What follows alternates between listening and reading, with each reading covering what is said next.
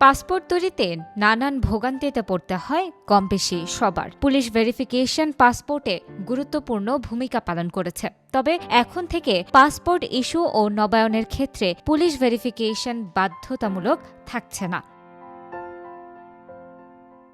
মঙ্গলবার স্বরাষ্ট্র মন্ত্রণালয় সূত্রে এ তথ্য জানা গেছে।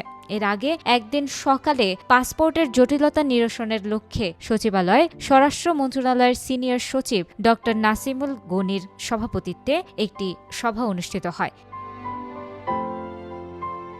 সম্প্রতি উপদেষ্টা পরিষদের এক সভার আলোচনায় বলা হয়, জাতীয় পরিচয়পত্র ও জন্ম নিবন্ধন পাসপোর্ট ইস্যুর মূল ভিত্তি ধরা হয়। এ দুটি সঠিক থাকলে পাসপোর্ট দেওয়ার ক্ষেত্রে কোনো বাধা থাকার কথা না। এরপরই এ নিয়ে কাজ শুরু করে স্বরাষ্ট্র মন্ত্রণালয়ের সুরক্ষা সেবা বিভাগ। নাম প্রকাশে অনিচ্ছুক এক কর্মকর্তা জানান, আজকের সভায় অনেকটা